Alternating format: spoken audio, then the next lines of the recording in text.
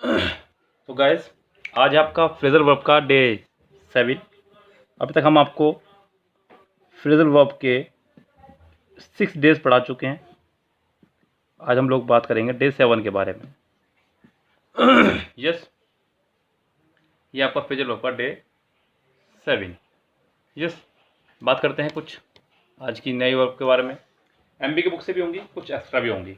जो एमबी की बुक से होंगी वो आपको एमबी की बुक में मिली जाएंगी। जो एक्स्ट्रा होंगी वो आपको सिर्फ यहीं मिलेंगी और कहीं नहीं मिलेंगी।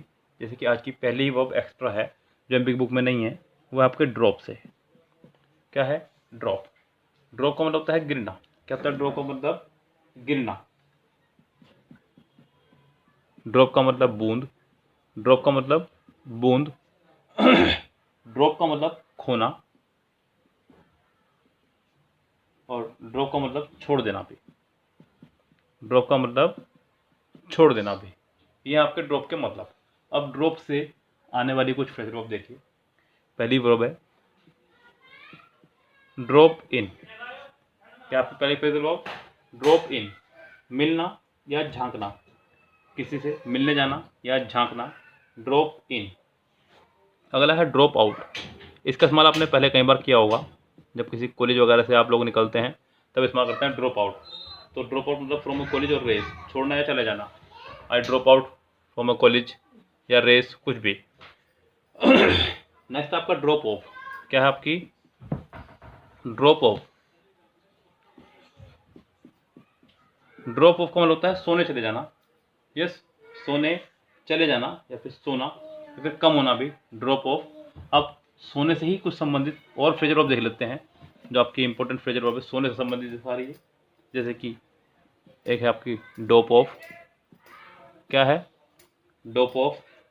फ्लेक आउट, इसका मतलब भी सोने चले जाना ही है। नेक्स्ट आपके ड्रिफ्ट ऑफ, इसका मतलब भी सोने चले जाना ही है। उसके बाद और भी कुछ फ्रेजल वर्ब हैं, जैसे कि ड्रॉप ऑफ, ये तो आपने पढ़ी ली है भी, लेकिन जब इकट्ठी पढ़ा रहा हूँ तो बता रहा हूँ आपको। Drop of. और उसके बाद में डोज ऑफ, इसका मतलब भी सोने चले जाना ही है। और एक और आपकी ड्रॉज ऑफ, ये भी आपका सोने चले जाना। यस, ये सभी आपकी हैं सोने संबंधित फ्रेजल वर्ब। चलते हैं अगर नेक्स्ट फ्रेजल वर्ब पे, तो वह है आपकी एमबी के बुक से ही। यस, जिसका मतलब है ईट से। किससे है? ईट। ईट का मतलब होता है खाना। क्या होता है ईट का मतलब? खाना या हड़प कर जाना। क्या? हड़प कर जाना।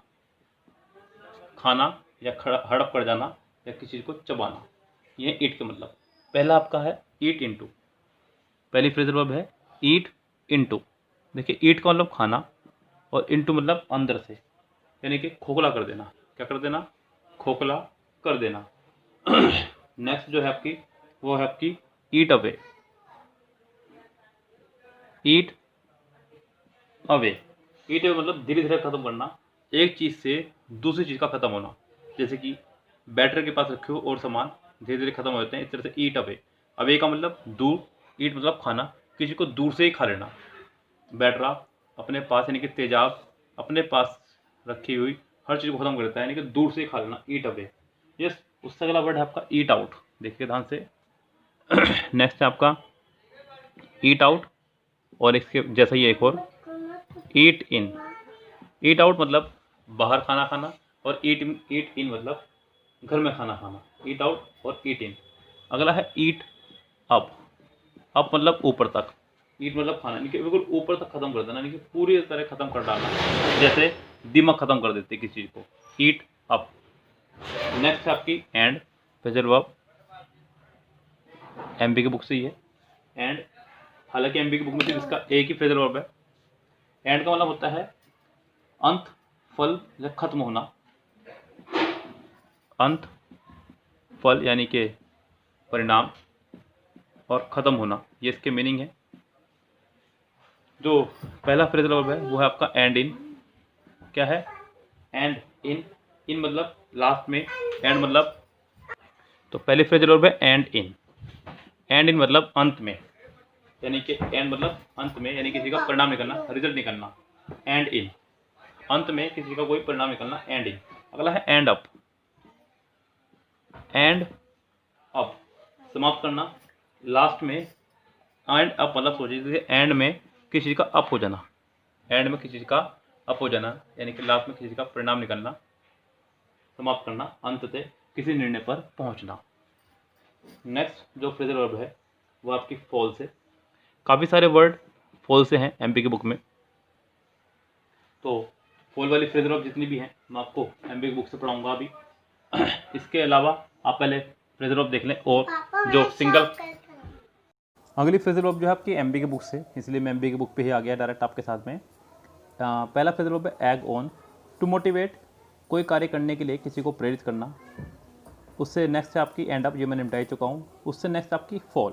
देखिए फॉल के पहले मीनिंग जानने होंगे आपको। फॉल का मतलब होता है गिरना, नीचे, पतन या पतझड़। इसके 4 मीनिंग होते हैं, गिरना, नीचे, पतन या पतझड़। ये इसके मीनिंग है कुछ फॉल के।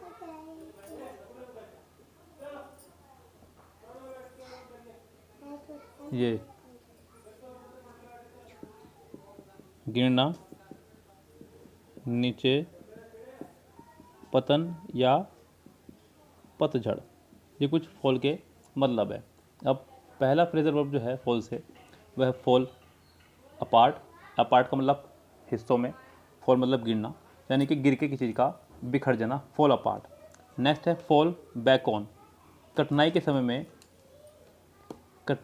में किसी चीज़ का प्रयोग करना, fall back on. Fall for, fall मतलब गिरना, फॉर मतलब किसी के लिए, फॉल फॉर मतलब किसी के लिए गिरना, यानी किसी से प्यार करने लगना। To fall in love with someone, आकर्षित होना। नेक्स्ट है आपका फॉल आउट, झगड़ा होना, to quarrel with, fall out. अगला है फॉल इन विद, दोस्ती या संबंध तोड़ लेना, यानी कि कदम वापस खींच लेना, सॉरी ये फॉल अवे का है।